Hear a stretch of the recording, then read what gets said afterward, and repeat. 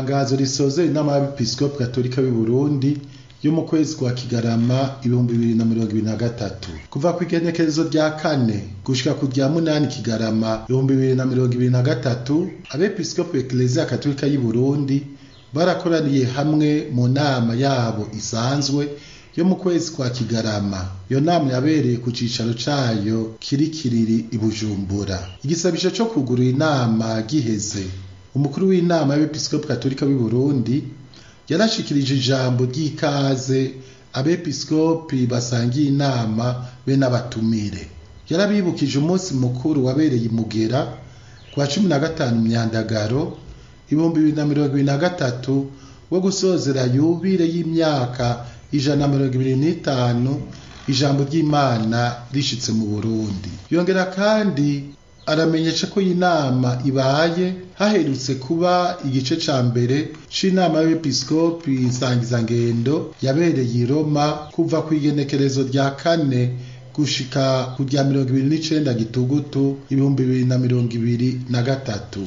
Yabandanije ababwira ko hanabaye n'iyindi nama yabereye i Roma kuva ku igenekerezo rya 15 gushika 18 Gitugutu yahuza urwego rurongoye ishirahamwe y'inama y'abepiskopi yo mu karere k'ibiyaga binini arivyo u Rwanda, Repubulika Iharanira Demokarasi ya Kongo n'u Burundi. Abagize urwo rwego baratumiriye abakristo b'abagatolika bo muri ivyo bihugu gusenga no gutunganya urugendo rw'amahoro no gusubiza hamwe ku idominika ya mbere y'ubushikiro. Niko guca boneraho gusaba ngo bagize iyo nama barabire hamwe ingene igihugu c'u Burundi cifashe mu bijanye n'imibano na politike mu gihe turiko turegereza ivy'amatora y'abashinga amateka n'abakuru b'imitumba mu mwaka wa 2025. Yasoza yashikiriza ibiri ku rutonde rw'iyo nama. Badatevye abepiskopi baci bahanahana amakuru yerekeye ubuzima bwa Eklezia hamwe n'ubuzima bw'igihugu mu vyerekeye imibano, politike n'ivy'ubutunzi umwe wese muri diocese arongoye. Ariko imbere yaho umukuru w'inama y'abepiskopi yabanje guha ijambo umunyamabanga mu buserukizi bwa Papa mu Burundi ngo ashikirize amakuru araba Eklezia yo kw'isi yose.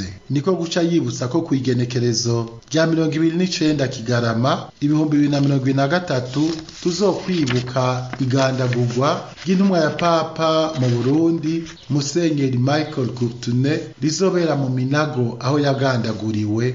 Hubatswe icibutso kizokwama kimutwibutsa. Ubuserukizi bwa Papa buzotumenyesha mu minsi iri imbere umunsi wo guhezagira ico cibutso. Tubibutse mbere ko uyu mwaka uhuriranye n'imyaka 20 heze uwo umwepiskopi agandagwa. Umunyamabanga mu buserukizi bwa Papa yaramenyesheje ko ubwo buserukizi bushima igikorwa umugwi uhurikiyemwo abaserukira leta n'abaserukira inama y'abepiskopi katolika b'i Burundi bariko bararangura mu ntumbero yo gushira mu ngiro ibiri mu masezerano yabaye hagati ya leta y'u Burundi n'Eklezia Katolika. Inyuma y'ayo makuru yashikirijwe n'umunyamabanga mu buserukizi bwa Papa, abepiskopi baciye n'abashikiriza ibijanye n'ubuzima mu madioseze yabo. Mu bijanye n'ubuzima bwa Eklezia hari ubutumwa n'ibikorwa amadioseze yahuriyeko. Abepiskopi bashikirije ni ngibi: ihimbazwa ry'umunsi wo gusabira itagatifuzwa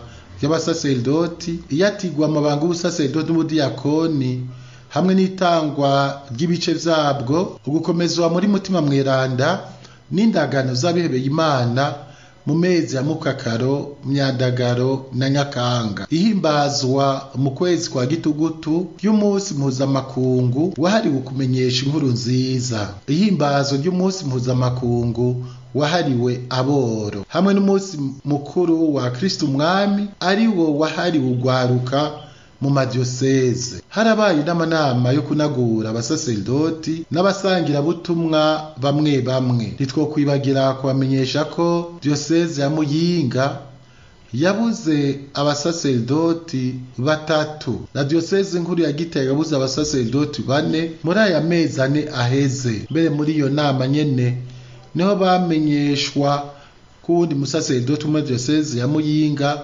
yitavye Imana. Amadiyosezi yose yaratunganije ivyo kugurura umwaka w'ubutumwa. Mu bijanye n'ubuzima bw'imibano, politike n'ubutunzi, abepiskopi baravuze ibijanye n'imvura nyinshi igenda yonona ibintu nko mu mihingo yose y'igihugu. Ivyo bikagira ingaruka mbi ku mirima, na cane cane ku giterwa c'ibiharage, ahandi hakaba imyuzurira mu biyaya yonona iyo mirima. Ikindi cibonekeza ngo mu gihugu cose hari ubusuma bugenda bwiyongera mu ngo no mu mirima. Abepiskopi kandi barahagaritse umutima n'ikibazo c'ikena ry'ibitoro rishishikara ryibonekeza, naho umukuru w'igihugu atakwatagira ngo kiboneke. Inkurikizi z'iryo kena ry'igitoro n'ibiciro vy'umurengera vyibonekeza ku biterwa mu mbarugo, n'ingorane mu kwiyunguruza nk'ifaranga ryacu. Hambavu y'ivyo, abepiskopi baranezerejwe nuko hariho umutekano mu gihugu cose, naho hagenda haribonekeza utugorane tumwe tumwe hirya no hino. Nk'uko vyari bitegekanijwe mu rutonde rw'ivyigwa, abepiskopi barihweje amategeko yogenga ikirimba c'umuvyeyi Bikira Mariya c'Imugera. Ico bipfuza gushikako mu kwiga ayo mategeko ni ukwemeza icese igihagararo ico kirimba gifise ku rwego rw'igihugu. Imbere yo kuyemeza babanje kuyunganira. Ivyo biheze, mu ntumbero yo gushira mu ngiro ibisabwa na y'amasezerano ari hagati ya leta y'u Burundi n'Eklezia Katolika, abepiskopi bararabiye hamwe aho ibikorwa bigeze vy'imigwi yashinzwe na wa muguhurikiyemwo abaserukira leta ku ruhande rumwe n'abaserukira inama y'abepiskopi ku rundi ruhande. Barashimye ko abari muri izo mpande zibiri bakora bumvikana. Mu nyuma barafashe umwanya ukwiye ngo bihweze ibijanye n'amaraporo mu vy'ubutunzi bashikirijwe n'abarongoye amaseminari makuru uko ari 4. Muri rusangi barashimishijwe no kugene ayo maraporo yatunganijwe kandi agashikirizwa. Basanze muri ayo maseminari yose vyifashe neza, baca basaba abarongoye amaseminari n'abashinzwe ivy'ubutunzi ngo babandanye bitwararika ivyo gutunganya no guteza imbere ayo maseminari, mu guhimiriza abaseminari ngo bamenye kwitunga no gutunganiriza umuryango w'Eklezia. Ku munsi ukurikira, abepiskopi barabiye hamwe ibikorwa bitegekanijwe n'inama y'episkopi mu mwaka wose w'ibihumbi 2024 be n'uburyo buzokoreshwa. Muri iyo ntumbero basanze iyo ibikorwa bidategekanijwe neza, ukurimbura ivyarangutse n'ibitarangutse bica bigorana. Bace bihweza intumbero y'umwaka w'ibihumbi 2024 ishimikiye ku migambi imwe ngiyi: ugukomeza no kunagura inzego z'inama y'episkopi katolika b'i Burundi, ukumenyesha inkuru nziza ya Yezu Kristu ku buryo ihindura imico n'imigenzo y'abantu, ugutsimbataza amahoro no gusubiza hamwe, ugushigikirana n'iterambere ryuzuye kandi rirama. Inyuma yaho bararimburiye hamwe ingene amahwaniro y'ugwaruka yagenze kuva atanguye gutunganywa mu gihugu cacu. Barashimye ko ayo mahwaniro ari akaryo keza ko kumenyesha inkuru nziza ugwaruka, kandi agatuma bitanga ngo inkuru nziza ishike mu mico no mu migenzo y'abantu. Ayo mahwaniro abera urwo gwaruka akaryo ko guhura, bakamenyana kandi bakagaragaza umuvukano hagati yabo, ubatuma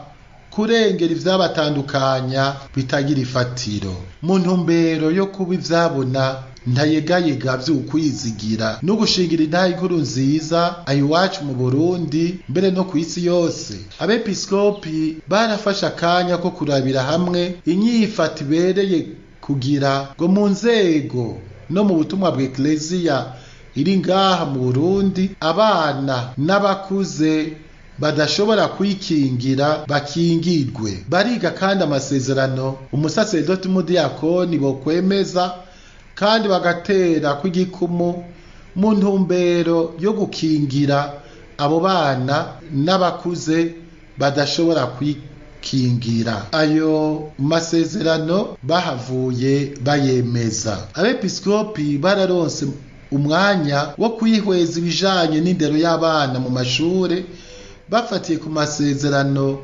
ngengandero yo muri Afrika, maze bayagira gwabo nk'umuryango Eklezia Katolika iri mu Burundi. Mu vy'ukuri ayo masezerano ashira imbere ya vyose umunyeshure kandi akamurikira indero yiwe yisuza umutima w'inkuru nziza ya Yezu Kristo. Ayo masezerano ashingira kuco Papa Francisco yita amasezerano ngengandero mpuzamakungu kugira ngo umuvukano muri bose utera imbere. Ko tuzi ko umuvukano kuri bose udashoboka igihe inkuru nziza idashitse mu mico no mu migenzo y'abantu, barafashe umwanya wo kwihweza inyigisho ndoramana ijanye no kwigisha no kurera mu Burundi mu bihe vya none abamenyesha amana bo kwisunga. Ico nico catumye twibaza ko isakramenti yo gukomezwa muri mutima mweranda ryotangwa mu mpera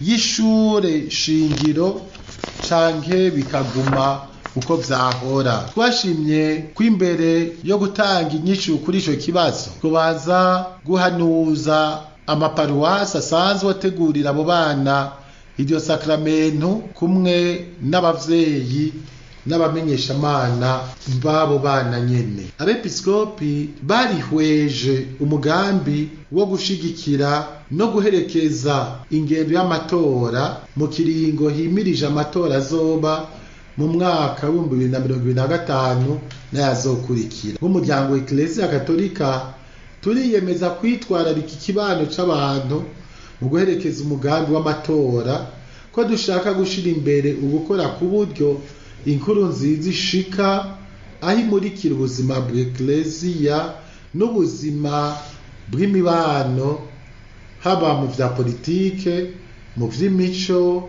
n'imigenzo, mbere no mu biraba ubutunzi bw'igihugu n'ubuzima bwa zina muntu we. Ivyo Eklezia bigira ishaka no gufasha kwigisha inyifato ibereye umukristu yogira mu matora ngo ayitegurire neza, abone kuranguka mu mutekano kandi akaba amatora adakumira, aba mu mwidegemvya. Mu gusozera, abepiskopi baratumirira abakristo bose na cane cane abana bahurikiye mu mikangara y'Imana kwitegurira guhimbaza neza ukwezi kwa mbere kwahariwe imikangara y'Imana, kuko uyu mwaka uhuriranye n'iyugururwa rya yubile y'imyaka 50 imikangara y'Imana itanguye mu Burundi. Imisi yo kugurura iyo yubile izoherezwa ku musozi wa Siyoni Gikungu ku munsi w'Imana itariki 7